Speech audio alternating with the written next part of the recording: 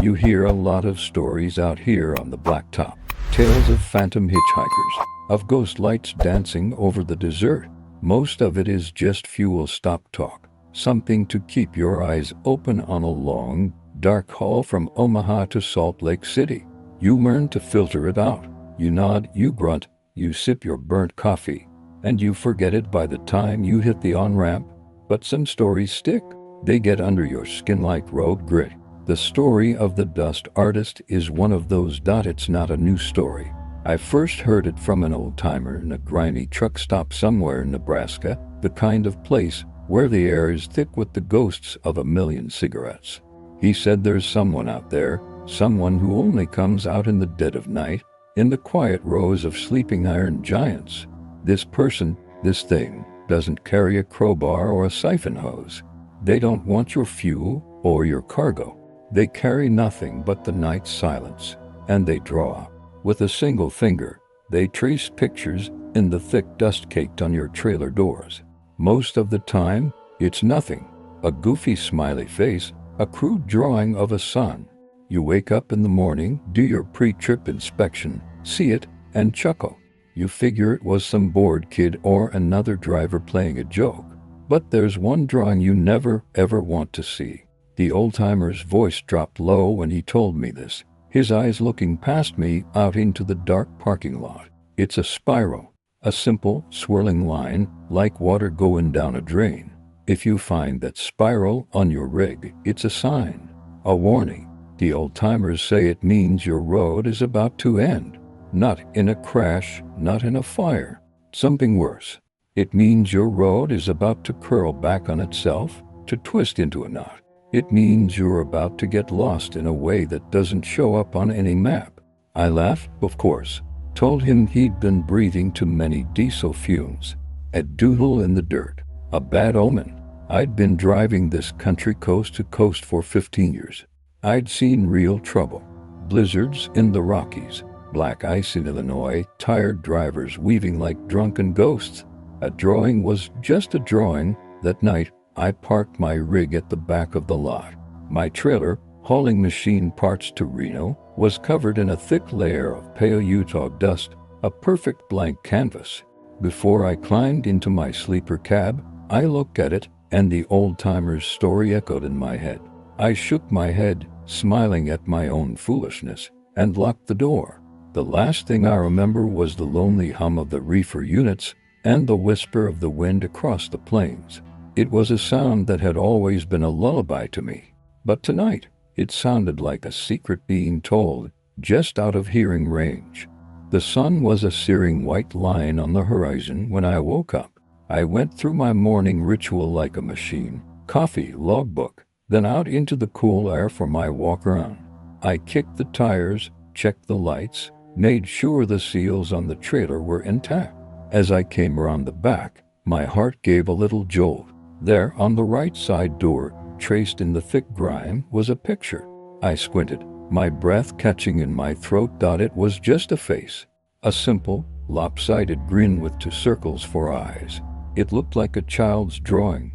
I let out a breath I didn't realize I was holding, and a short laugh escaped my lips. I felt like an idiot. The old man's ghost story had actually gotten to me. It was probably him who'd drawn it as a joke. I wiped a hand over my face, shook my head, and climbed into the cab. I saw him in the diner before I pulled out. The old-timer. He was sitting in a booth by the window, staring into a mug of coffee. I almost went in to tease him about his late-night artwork, but something stopped me. The look on his face. It wasn't mischievous. It was tired, bone-tired and scared. He was looking out at the lot, at the endless stream of trucks, like he was looking for something he desperately hoped not to find. I decided to let it go.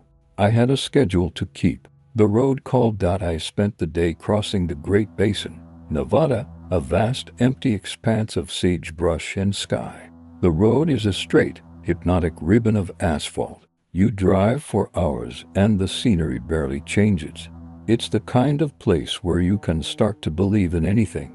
I pulled into a rest stop for the night just past Elko. It was smaller, more isolated than the last one. Just a dozen or so trucks parked under the cold, indifferent stars. There was no diner, no friendly lights, just the hiss of air brakes and the lonely howl of the wind. I was tired. I did a quick check around the rig out of habit. The dusty smiley face was still there, a faint outline. I didn't bother wiping it off. I crawled into my bunk, and sleep came fast and heavy, a dreamless black ocean. When I woke up, it wasn't to the sun. It was to a dead, pre-dawn silence. Something was wrong. I couldn't explain it, but the air itself felt different. Cold, watchful. I pulled on my boots and stepped outside, my flashlight cutting a weak beam through the gloom. I walked to the back of my trailer, and the beam fell upon the doors. The smiley face was gone, wiped away, and in its place, drawn with a stark, perfect clarity in the center of the door, was a spiral. The beam of my flashlight trembled in my hand. It wasn't a crude, shaky drawing. This was different. The line was smooth, confident, impossibly perfect. It started as a small dot in the center and coiled outwards, each loop perfectly spaced. It seemed to draw the eye inward, a tiny, dusty whirlpool. My first reaction was anger. Some punk. I reached out to wipe it away, but my hand stopped. A cold dread, heavy and irrational, poured into my gut. The old-timer's face flashed in my mind, that scared, haunted look. Your road is about to curl back on itself. Get a grip, I muttered. I forced myself to touch it. The dust felt strange, packed down, almost slick. I smeared it, breaking the perfect lines, but the image was burned into my memory. I skipped my coffee. I just wanted to be gone. I fired up the engine and pulled out of the rest stop, pushing the truck harder than I should, chasing the sunrise.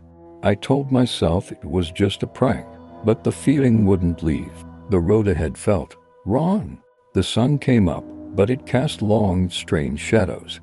The familiar landscape seemed alien, hostile. I kept checking my mirrors, half expecting to see something following me. Hours passed. I was making good time, heading west on I-80. I should have been nearing Reno. I passed a sign. Winnemucca 50 miles. Okay, good. Familiar territory. I kept driving. An hour later, I saw another sign. My blood ran cold. Winnemucca 50 miles. It was impossible. A mistake. Maybe I'd read the first one wrong. I shook my head, trying to clear it. I focused on the mile markers.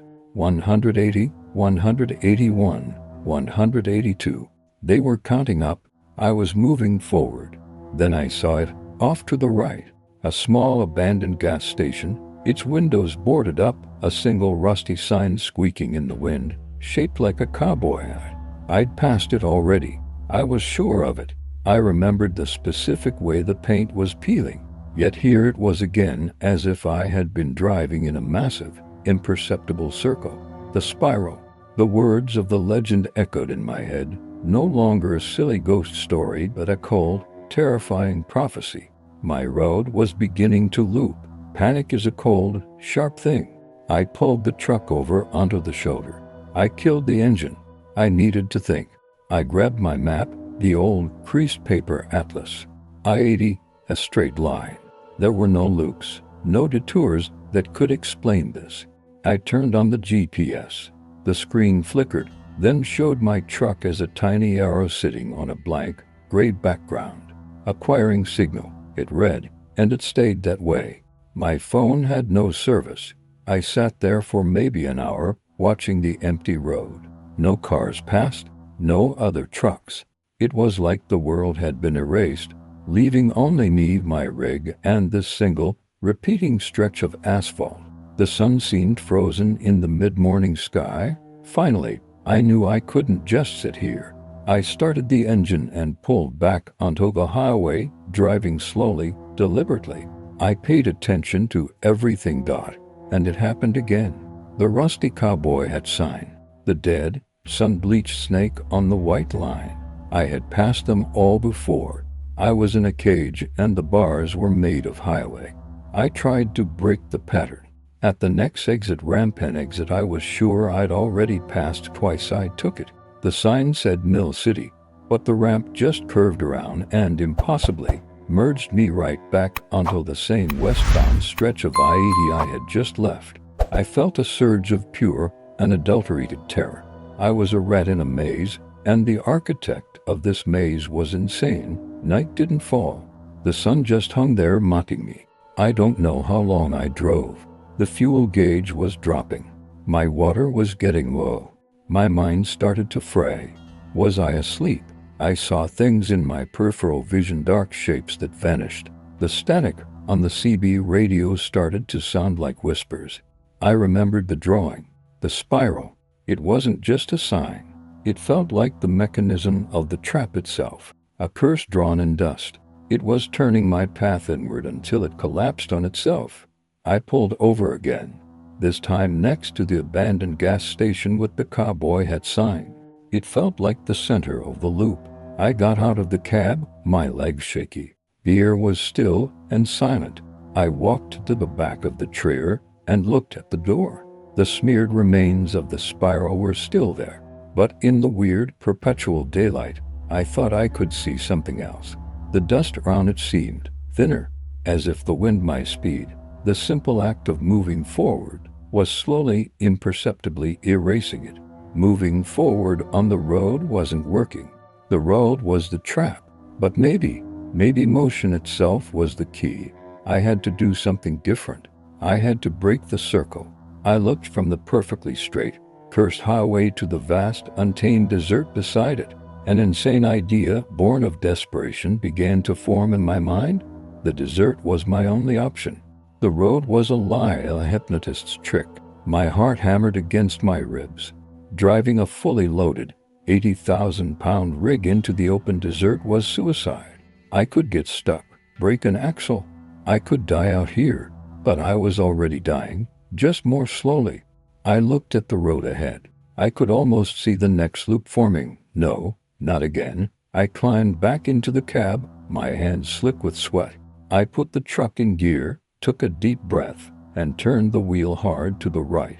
The moment the front tires left the asphalt was violent. The whole rig shuddered. The smooth hum of the highway was replaced by a brutal, jarring crash as we plowed through the sagebrush. The cab tossed me back and forth. The cargo in the trailer shifted with a deafening bang. I fought the wheel, keeping the nose pointed straight, away from the cursed road. I drove like that for what felt like an eternity, bouncing and crashing over the uneven ground. Dust and sand billowed up, so thick I could barely see. The engine screamed. Every instinct in my body screamed at me that this was wrong. You never, ever leave the road. And then something changed. A shadow passed over the cab. I looked up through the windshield. A cloud, a real, puffy white cloud, was drifting across the sun. I hadn't seen a cloud all day. I glanced at the dashboard clock. The numbers, which had been frozen, blinked and changed. 4:37 p.m. The sun was lower in the sky now. I dared to look in my side mirror. The highway was there, maybe a quarter-mile behind me, but it looked normal. A car, a tiny silver speck, sped past. Then another. It was just a road again. The abandoned gas station was nowhere in sight. With shaking hands, I maneuvered the truck in a slow, wide arc, bumping and grinding my way back toward the pavement. I got stuck once, but by rocking it back and forth, I managed to get enough traction to lurch forward. The rig finally climbed back onto the shoulder with a final, shuddering jolt. I sat there for a long time, just breathing. The world felt real again. The air tasted clean. I got out and did a walk around. The truck was a mess, scratched, dented, covered in a layer of sand and shredded bits of sagebrush. I walked to the back. The trailer door was almost wiped clean from its journey through the brush. Where the spiral had been, there was nothing. Not a trace. It was just a dusty metal door. I never told anyone the full story. Who would believe me? They'd say I fell asleep at the wheel, had a waking dream. Maybe they'd be right, but I don't think so. I made it to Reno, delivered my load, and on the way back, I stopped at the biggest, most expensive truck wash I could find. I had them scrub my rig from top to bottom until it shone, and I've kept it that way ever since. Some of the other drivers give me a hard time about it. Say I'm too proud. They don't get it. I'm not proud. I'm scared. Because out here, on the long, lonely nights, I know the dust artist is still walking the lots. And I never, ever want to give him a blank canvas again.